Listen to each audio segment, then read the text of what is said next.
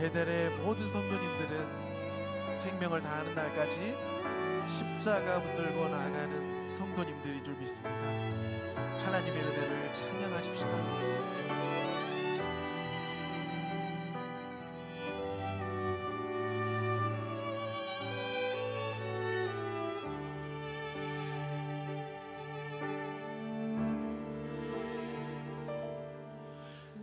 지으신 이가 하나님, 나를 부르신 이가 하나님, 나를 보내신 이도 하나님, 나의 나 된 것은 다 하나님 은혜라. 달려갈 길이 다가도록 나의 마지막 고비 다하도록 나로 그 십자가 품게 하시니 나의 나 된 것은 다 하나님 은혜라.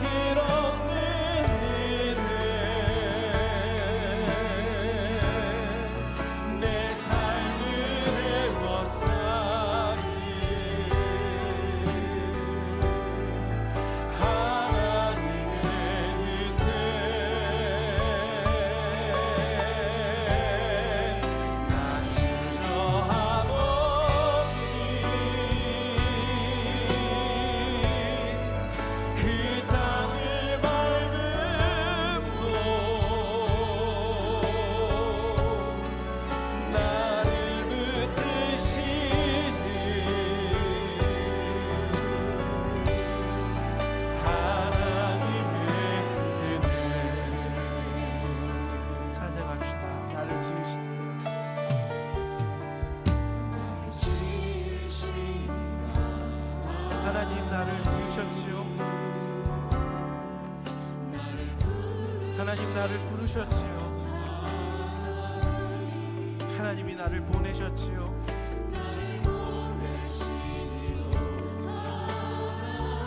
모든 것이 다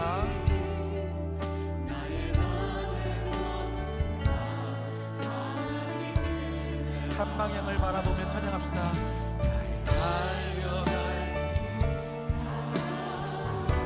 마지막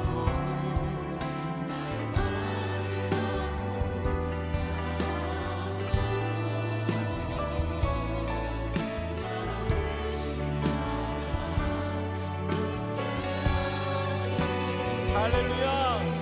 나의 나 될 것은 하나님 은혜라. 한량없는 은혜로 갚을 길 없는 은혜, 내 삶을 내워 사니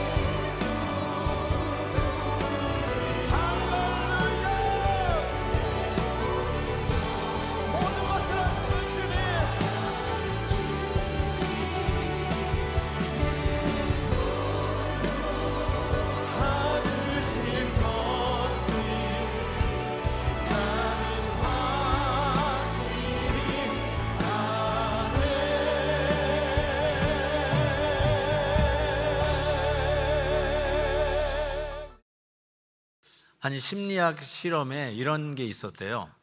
그 농구 경기 하는 그 경기장에 있는 관중들에게 어떤 한 선수가 이 경기에 총 몇 번을 패스를 하는지를 세라는 거예요. 잘 정확하게 세는 사람에게 이제 시상한다는 목표 아래 관객들에게 그걸 요구를 했어요. 그런데 그 경기 도중에 이 고릴라 인형을 뒤집어 쓰고 경기하는 도중에 그냥 중앙을 이렇게 지나가게 하는 거를 했어요. 그래서 그게 화면에도 잡히고 그랬는데, 경기가 끝나고 이제 그 어떤 선수가 몇 번의 패스를 했느냐 이렇게 물어보면서 혹시 경기 도중에 고릴라 이 복장을 하고 가운데 지나가는 걸 보셨습니까? 라고 물었는데 반은 보았고 반은 못 봤다고 하는 거예요. 그 왜 못 봤을까라고 생각하는데 그거 세느라고 정신이 없다가 못 본 거예요. 즉 관심이 있으면 보이고 관심이 없으면 안 보인다는 거예요. 우리가 관심이 있으면 진짜 보여요. 근데 우리 아빠들 뭐 찾아가지고 오라고 그러면 못 찾잖아요. 어디 있는지를 모르잖아요.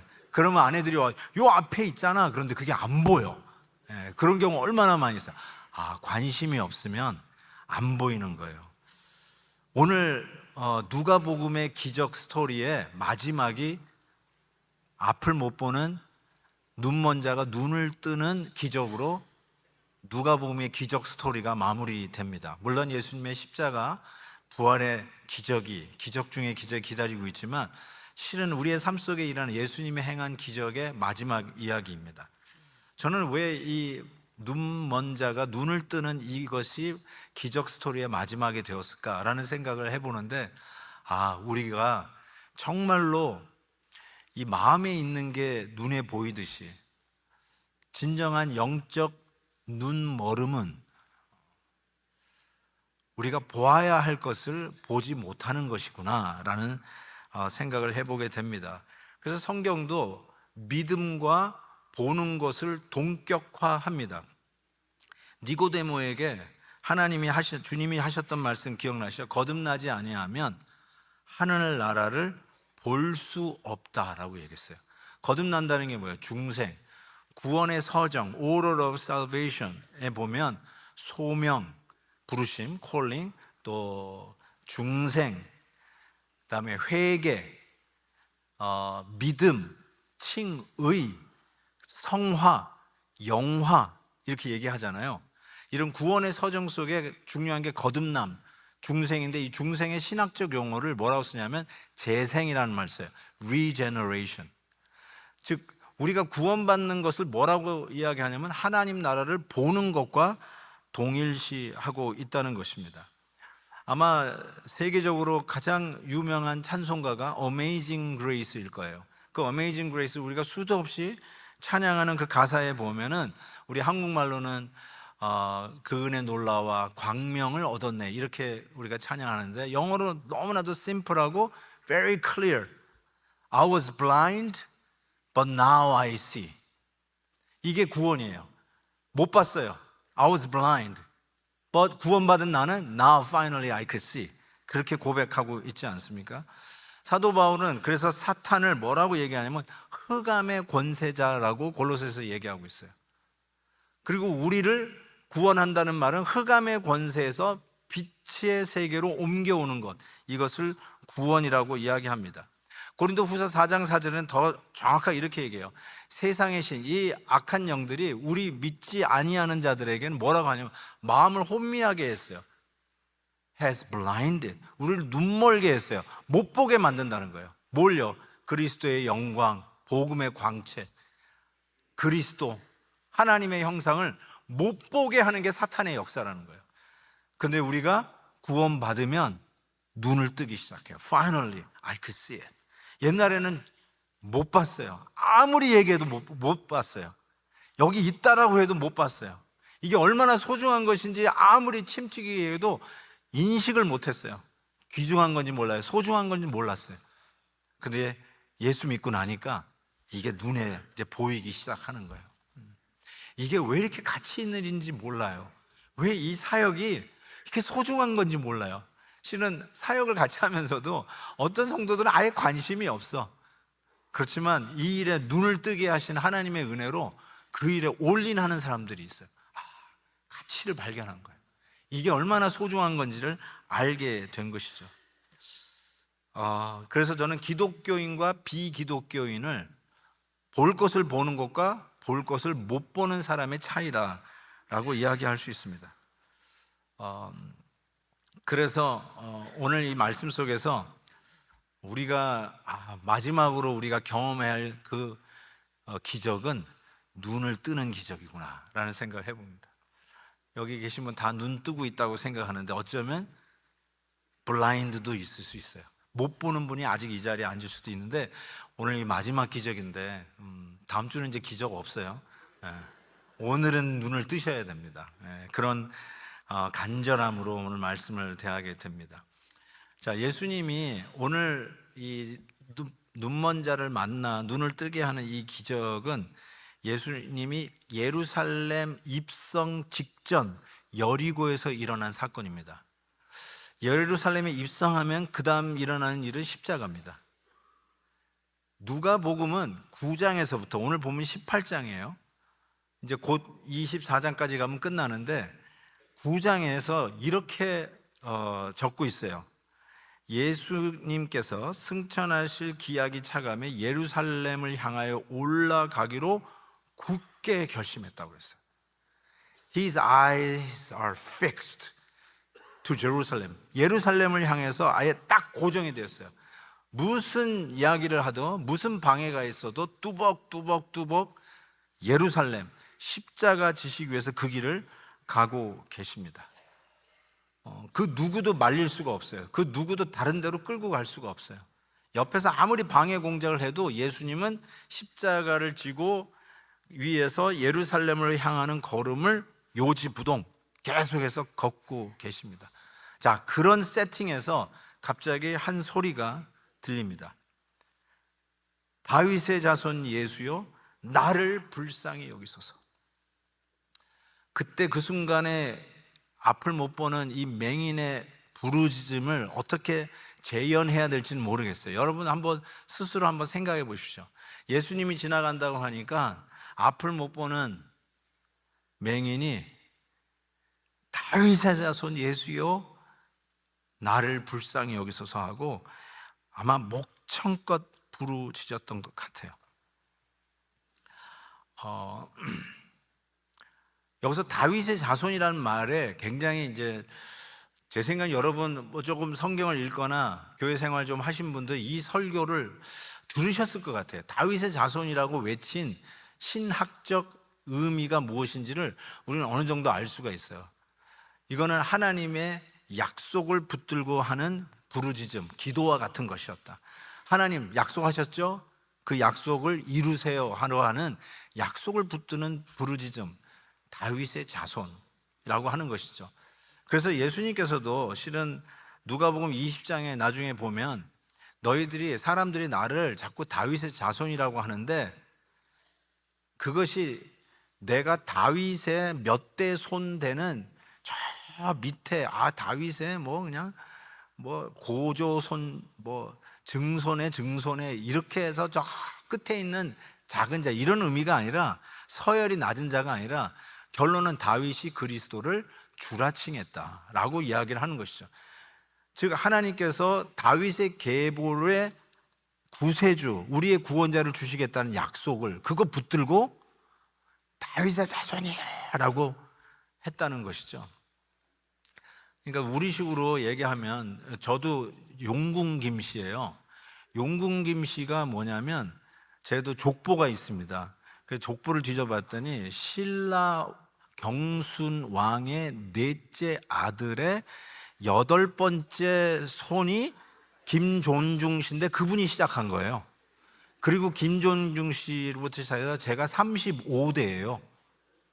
그러니까 제가 신라왕 경순왕부터 시작해가지고 생각해보면은 진짜 그냥 수천 년 지나서 저 그 족보 속에 저 끄트머리에 있는 사람 이런 거를 이야기하기 위해서 예수님이 다윗의 자손 그 계보의 저 끄트머리에 있는 사람 우리식으로 얘기하는 그게 아니라 하나님의 약속, 즉 다윗의 계보에 메시아를 주시겠다는 약속의 성취로 다윗의 자손이여 외쳤다는 거예요.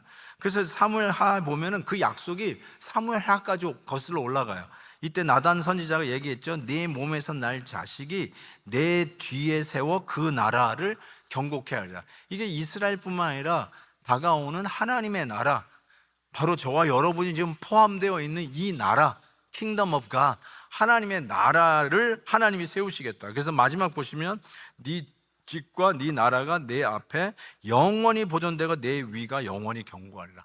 바로 이 약속의 말씀을 붙들고 이 앞 못 보는 맹인이 다윗의 자손이요 예수여 나를 불쌍히 그렇게 외쳤다라고 하는 것이죠. 맞습니다. 맞아요.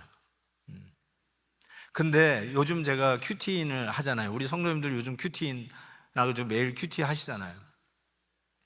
지금 다윗을 묵상하고 있잖아요. 그래서 그런지요, 이 주일 설교 준비하는데 이 다윗의 자손이, 저도 이게 맨날 배웠던 게 그거니까, 아, 언약을 의지했구나, 하나님의 약속을 의지하는 부르짖음이구나, 이렇게만 생각했다가 이게 달리 와닿기 시작하는 거예요. 다윗의 자손이요 라고 하는 이 부르짖음이 실패한 다윗의 그 아픔을 아는 예수요, 이렇게 와닿는 거예요. 유혹 앞에 넘어지고 가정이 풍지박산되어서 슬픔에 잠겨있는 그 다윗을 끝까지 불쌍히 여기시는 예수요, 나도 불쌍히 여겨주세요, 이렇게 와닿기 시작하는 거예요. 그 큰아들 암논이 이복 누이를 겁탈하잖아요. 그거에 안갚음을 하기 위해서 압살롬이 2년 동안 살인을 준비하지 않습니까? 결국 자기 형을 죽이고, 그리고 달아나는 그 압살롬을 데려오기 싫어서 전전긍긍하다 요압 장군의 회유를 통해서 데려오게 하지만 얼굴도 보지 않지 않습니까? 그러다가 결국은 얼굴을 보고 만나고 그 가슴앓이 하는 이 다윗을 보면서 결국은 그 아들이 아버지를 죽이려고 반역을 일으키잖아요. 그래서 궁전을 떠나서 지금 피난살이 하고 있는 그 다윗을 보면서 그 다윗의 아픔을 알고 끝까지 놓지 않고 붙들고 계시는 예수님, 나를 불쌍히 여기, 지금 그렇게 와닿기 시작하는 거예요. 우리의 실패와 좌절과 가슴 아리와 우리 가정이 무너지는 모습과, 옛날에 주일학교 그렇게 잘 다니던 우리 아이들이 지금 머리가 크고 장가 시집 가더니 교회 근처도 오지 않는, 신앙을 떠나버린 우리 아이들, 가정교육의 실패, 신앙교육의 실패를 앓고 있는 이 아버지들의 마음, 오늘 아버지의 날이잖아요. 그렇지만 마냥 좋은 아버지였다라고 칭찬과 격려를 받을 수 없는 실패를 곱씹고 있는 나의 이 아픔을 알고 계시는 예수님, 나를 불쌍히 여겨 주옵소서, 그렇게 외치는 소리로 들립니다. 새벽에 교회 나와 앉아 있는데 우리 가족 카톡 창이 있거든요. 거기에 이제 우리 아내가 해피 파더스 데이, 그래서 항상 맞아, 내가 아버지지, 이런 생각을 했는데 요번에 깨달은 거는 우리 아들들, 우리 사위도 아버지라는 거를 이렇게 새삼 깨닫게 되는 거예요. 그래서 나도 아버지지만 이제 우리 아들도 아버지가 됐어요. 그러면서 이렇게 축하를 해주는데 회개가 나오는 거예요. 좋은 아버지가 아니어서 너무 미안하다. 너희들도 좋은 아버지가 되려면 뭔가 모델이 있어야 될 거 아니야. 이그젬플이 있어야 되는데 너희들이 봐왔던 아버지는 좋은 이그젬플이 아닌 것 같아요. 진짜로요. 그냥 하는 말이 아니고, 아이들 졸업식을 제가 잘 찾아가 본 적이 없어요. 항상 사역 때문에 바쁘다고 했고, 아이들하고 이렇게 가정 예배는 드렸지만 가만히 앉아서 뭐 상담을 하고 뭐 숙제를 좀 봐주고, 또 공부한다고 해가지고 학원 데려다주고, 뭐 스포츠 한다고 뭐 운동 데려다주고, 악기 한다고 뭐 콘서트 데려다주고, 이런 걸 해본 적이 없어요.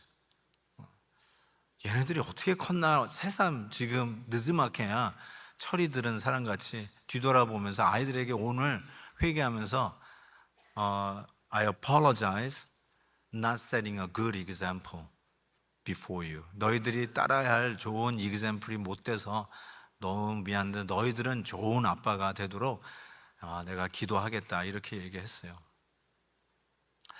정말 오늘 가만히 생각해 보면 내가 뭘 했나라는 생각을 해보게 돼요. 그렇지만 여기에 이 앞을 못 보는 맹인이 다윗의 자손이라고 하는 게 그냥 신약적으로 언약을 붙들고 하는 기도, 그게 맞는 말이지만 실패를 곱씹고 있는 그 다윗을 끝까지 붙들고 불쌍히 여겨주셨던 예수님, 나를 불쌍히 여겨주십시오, 그렇게 외치는 부르짖음으로 들리기 시작하는 거예요. 누가 예수님께 이렇게 부르짖을 수 있을까요? 여러분은 부르짖는 기도를 해보신 적이 있으신지요? 저는 많이 부르짖는 것 같아요. 지난주에도 제가 우리 둘째 아들 때문에 부르짖었다는 얘기를 했었는데 정말 절박했어요. 주님이 아니면은 다른 해답이 없어요. 주님이 아니면은 답이 없어. 그래서 주님 앞에 부르짖었어요. 예수님이 나의 구원자이기 때문에 그 구원자 예수님께 우리는 부르짖을 수 있다고 생각해요. 그런데 예수님이 도덕 선생이라든지 그냥 마음씨 좋은 이웃집 아저씨 정도로 생각하시는 분은 절대로 부르짖지 않습니다. 혹시 들어주시면 좋고 아니면 말고, 이거는 부르짖음이 아니에요.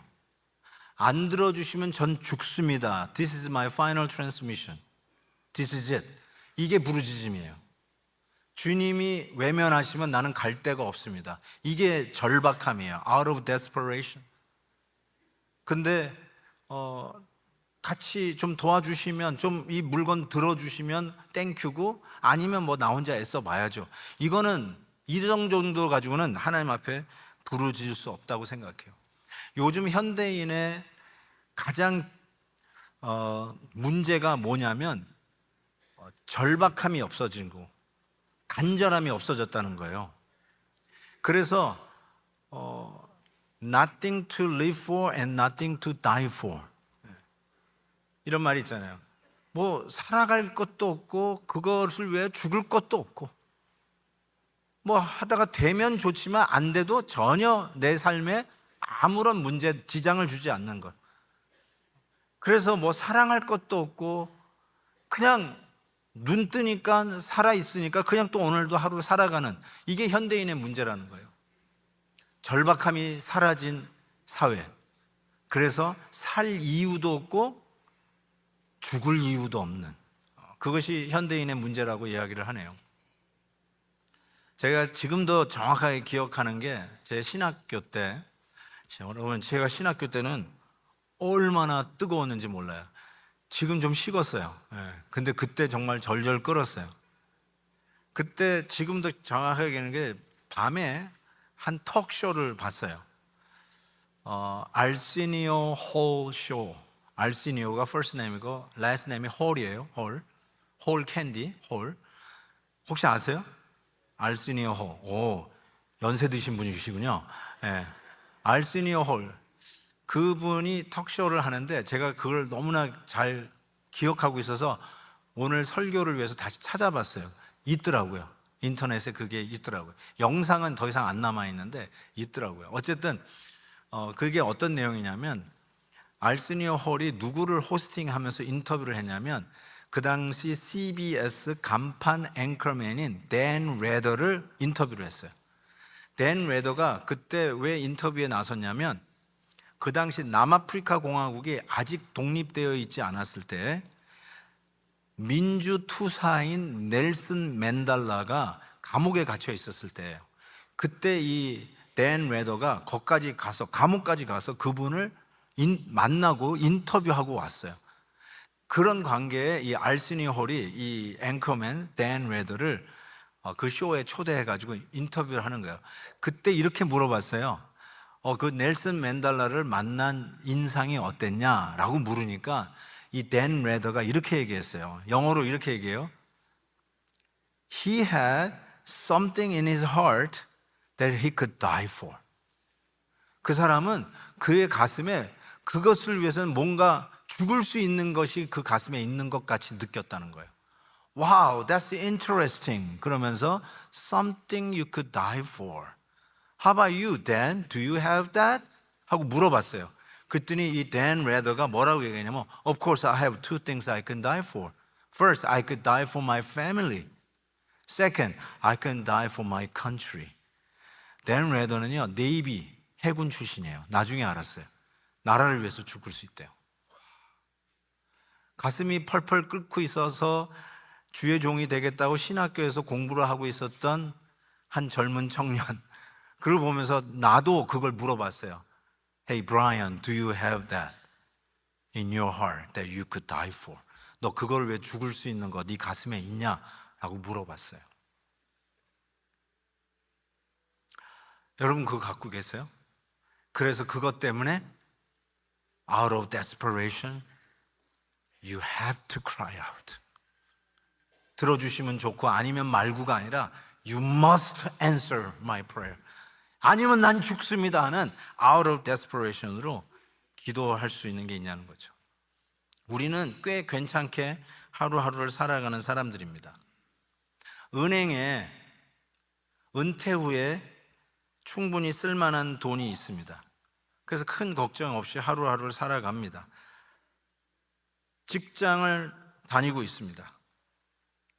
건강도 이 정도면 괜찮아서 여행 다니는데 큰 문제가 없습니다. 그래서 하루하루 그것도 참 좋은 환경 속에서 살아가고 있는 우리들에게 예수님은 필요한 분이 될 수는 있을지 몰라도 우리의 전부는 될 수가 없습니다. 예수님이 우리의 어떤 문제를 도와주면 참 고마운 분일 수는 있어도 안 도와주셔서 그럭저럭 매니지하면서 살아갈 수 있습니다. 그러면 여러분은 한 번도 예수님 앞에 절박하게 부르짖어 본 적이 없는 사람입니다. 예수님이 아니면 난 죽습니다라는 절박감이 없는 한 그 누구도 부르짖지 않습니다. 복음은 그런 의미에서 강한 자를 위한 것이 아니라 절박한 자를 위한 게 복음입니다. 예수님은 많은 옵션 중에 하나 선택이 아니라 실은 예수님은 우리의 모든 것입니다. 예수님은 우리의 전부입니다. 이렇게 얘기하는 게 좋겠어요. 예수님은 유일하신 분이십니다. 그분 없으면 우리도 없고 그분이 있어야 우리는 삽니다. 그것을 안다면 out of desperation, 절박함 속에서 이 앞 못 보는 맹인처럼 다윗의 자손 예수여 나를 불쌍히 여겨주소서 하고 부르짖을 수밖에 없는 것입니다. 아까 누가복음 9장부터 예수님은 He fixed His direction toward Jerusalem. 좌로나 우로나 치우치지 않아요. 뭐 방해할 수 없어요. 그냥 뚜벅뚜벅 십자가 골고다 언덕을 향하여 예루살렘을 향하여 가고 계십니다. 그의 마음은 변화산에서도 그랬지만 이미 십자가를 향하여 긴 그림자가 드리워져 있을 무거운 마음이었을 것입니다. 나중에 겟세마네 동산에서 이 잔을 내게서 옮기시옵소서 라는 그 기도도 드릴 것을 생각하면 예수님의 마음은 무겁고 또 슬픈 마음으로 드리워져 있었을 거라고 짐작해 봅니다. 그런 뚜벅뚜벅 요지부동의 걸음 속에 갑자기 들려오는 한 앞을 못 보는 자의 외침, 부르짖음, 다윗의 자손 예수여 나를 불쌍히 여기소서.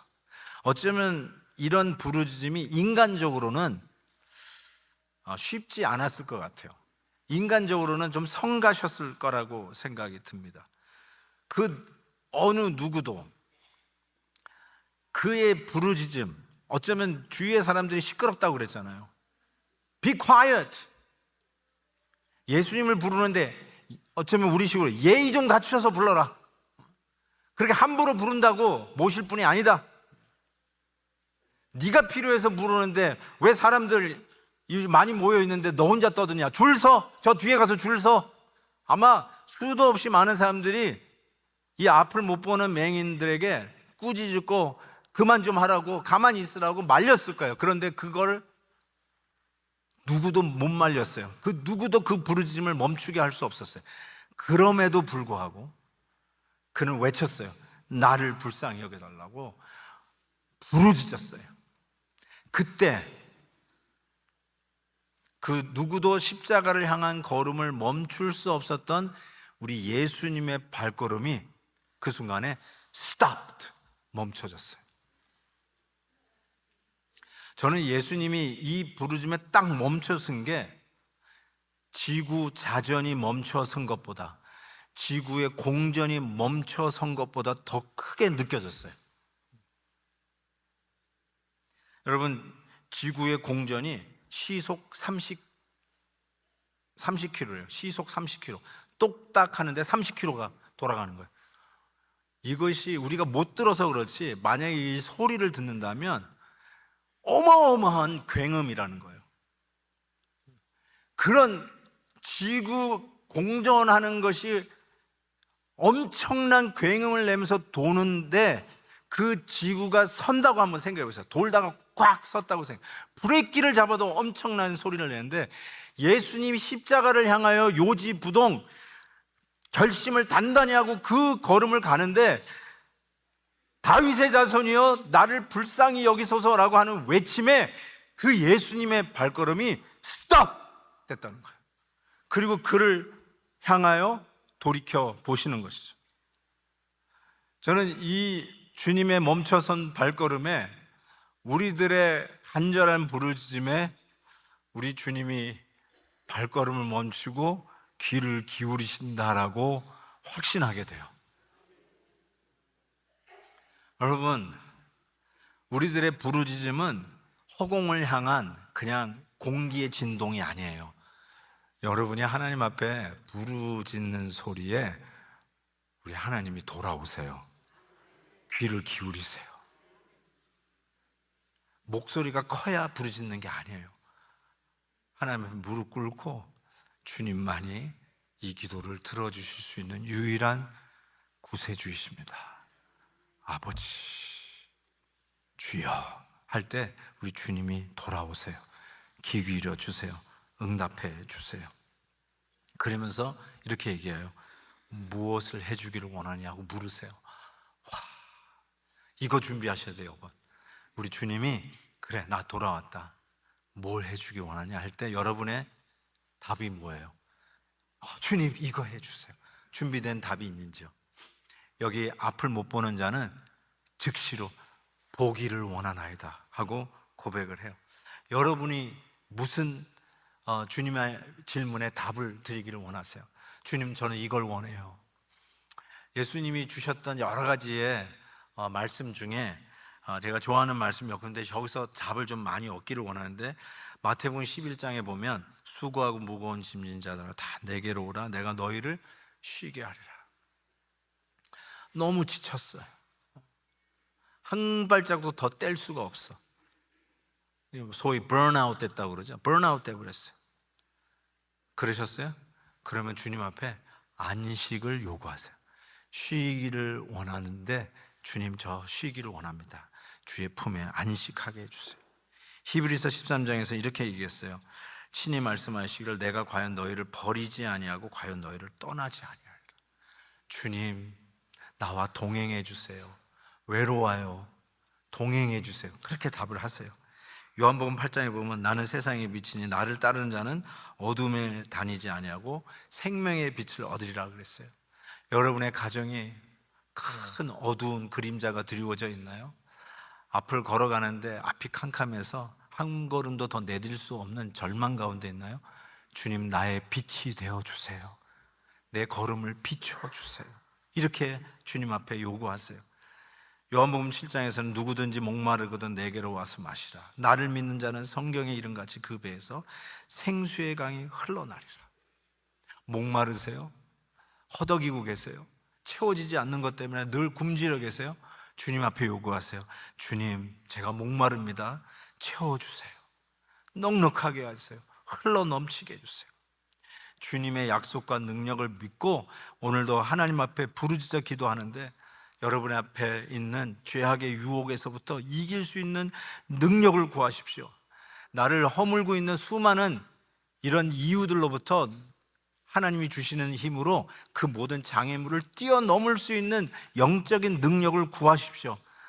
나의 마음이 차갑게 식었으면 하나님, 주님 사랑하는 뜨거운 마음을 다시 회복시켜 주옵소서.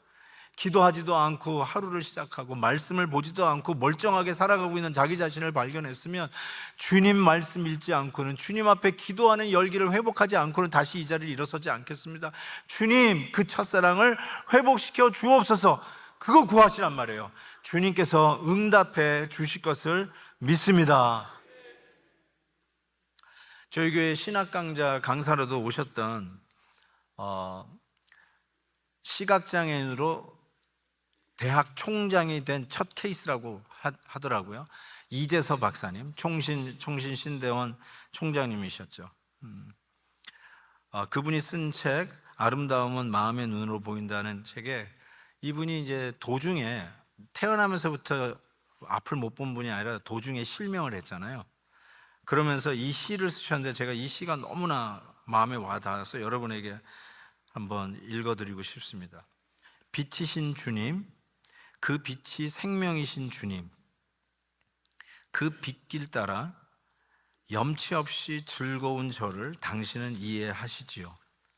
가장 밝은 빛을 보이시기 위해 더 깊은 어두움을 주셨던 주님, 그것도 모르고 원망했던 저를 용서하소서. 가장 밝은 빛으로 살게 하기 위하여 더 깊은 어두움을 주셨던 주님, 그것도 모르고 슬펐던 저를 용서하소서. 참으로 아름다운 것은 마음의 눈으로 보는 것임을 가르치기 위해 세상 빛을 거두고 마음의 빛을 주신 주님, 그 빛이 너무나 밝은 것을 세상에 전하겠습니다. 그 빛이 모든 어두움을 이길 수 있음을 세상에 전하겠습니다. 내 속에 오신 그 빛으로 나 또한 세상을 밝히게 하소서. 안 못 보는 시각장애인 총장님이 쓴 시입니다. 저는 이 의사 누가가 누가복음을 정리하면서 여러 가지의 기적들을 쭉 나열하면서 우리에게 계속해서 던졌던 메시지가 있습니다. 오늘 이 메시지는 우리에게 도전하는 질문이 이건 것 같아요. 정말로 눈먼 사람이 누구입니까? 그걸 오늘 우리에게 던지는 질문인 것 같아요. 영적으로 눈이 멀었다는 것은 하나님을 못 보는 게 아니에요. 어떻게 보면 하나님을 보는데 하나님이 희미하게 보이고 하나님보다 더 뚜렷하게 선명하게 보이는 것이 많은 것, 이게 저는 영적 눈멀음이라고 정의하고 싶습니다. 하나님은 뿌옇게 보이는데 성공은 너무나도 크고 잘 보여요. 하나님은 희미하게 보이는데 돈은 너무나도 뚜렷하게 잘 보여요. 하나님은 저 뒷전인 것 같은데 사람으로부터 인정받는 것은 너무너무나 크게 보여요. 하나님이 꿈꾸고 있는 비전은 보이지도 않는데 내가 하고 싶은 일들은 너무너무나 크게 보여요. 예수 그리스도의 중심 안으로 예수님의 심장은 잘 보이지도 않는데 내가 하고 싶은 것만 내 눈을 가리고 있는 것, 이거야말로 진정한 영적 눈멀음이 아닌가 싶어요. 예수님 없이는 살 수 없는 게 우리들인데 예수님 없어도 내 삶은 매니저블 하다라고 착각하는 것, 이것이 영적 눈먼 상태라고 저는 생각합니다. 오늘 말씀에 예수님이 너무나도 의미심장한 말씀을 하셨어요. 기적의 결론이에요. 이 앞을 못 보는 자에게 눈을 뜨게 해 주시는 바로 그 기적이 일어나는 바로 그 현장에서 네 눈을 뜰지어다, 난 보기를 원합니다, 그래 눈 떠라, 이렇게 끝나지 않았어요. 뭐라고 말씀하시냐면 42절에 보니까 보라, 네 믿음이 너를 구원하였느니라. 여기 눈 뜨라는 말이 안 들어가 있어요. 굉장히 의도적인 거예요. 왜 눈 뜨라는 말을 안 하셨겠어요? 눈 뜨라고 했겠죠. 그런데 누가는 이 기적의 메시지를 전하는 게 더 급한 거예요. 아니, 그게 더 중요한 거예요. 그래서 보라, 네 믿음이 너를 구원하였다라고 이야기를 하는 것이죠. 시속 30km로 도는 지구가 서는 것보다 십자가를 향하여 요지부동 걸어가고 있는 예수님의 발걸음을 멈추는 건 쉽지 않았어요. 그런데 부르짖는 이 맹인의 간절함에 예수님의 발걸음이 stop. 그리고 그를 향해서 걸어가십니다. 이 말은 십자가 잠깐 보류, 골고다 가는 길 잠깐 postpone, 지연시키고 따로 할 일이 생겼다는 뜻이 아니에요. 예수님이 멈춰 서셨다는 것은 우리를 향해서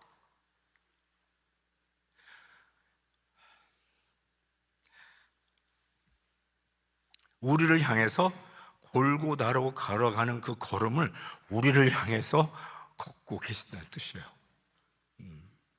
예수님이 골고다를 향한 그 걸음을 포기하고 우리에게 오신 게 아니라 우리가 그분 앞에 간절히 부르짖는 그 부르짖음에 우리 예수님이 그 골고다를 향한 걸음을 우리를 향해서 옮기고 계시다는 사실이죠. 이 말이 무슨 뜻이냐면 아까 알시니어 홀쇼에서 나왔던 얘기로 패러디 하자면 이거예요. 예수님께서 이렇게 말씀하시는 거예요. I have something in my heart that I could die for. 나는 그 누군가를 위하여 죽을 수 있는 것이 있다. 그게 바로 나를 향하여 부르짖는 저 맹인을 위해서 나는 I could die for 하고 십자가를 향한 그 걸음을 우리를 향해서 옮기고 계시는 것이죠. 예수님이 여러분들을 향해서 오늘도 이렇게 외치시는 것 같아요. 사랑하는 내 딸아, 내 아들아, I could die for you. 내가 너를 위해서 죽을 수 있어. I have something in my heart, which is you. I could die for you. 그거 말씀하시는 거예요. 그래서 우리는 그 은혜를 입고 Now we could live for Jesus Christ. 이제 예수님을 위해서 우리는 살 수 있는 사람이 되었다는 사실이죠. 이 은혜를 우리는 받은 자가 되었다는 것입니다. 바로 예수님께서 그 기적을 우리 속에 일으키십니다. 그래서 진정한 기적은 눈 뜬 게 아니라 주님을 향하여 우리의 마음의 문이 열리는 것, 이게 진짜 기적이에요. 눈 뜨는 게 아니라 주님 만나 구원을 얻는 거예요. 이게 기적이에요. 이 기적의 주인공들 여기 앉아 계시는데 와, 도대체 얼마나 많은 기적이 우리 가운데 있었을까 생각해 보니까 가슴 벅찹니다. 한 분 한 분을 향해서 우리 주님께서 하신 말, I could die for you. And actually he did. He died for me. 그렇지 않나요? 이 은혜를 받은 자, 내 믿음이 너를 구원하였다. 이 주님을 만난 자, 그 구원의 감격 속에서 우리 주님이 기뻐하시는 믿음의 삶을 오늘도 뚜벅뚜벅 살아내시는 우리 주님의 자녀들 되시기를, 특별히 우리 아버지들 되시기를 주의 이름으로 축복합니다.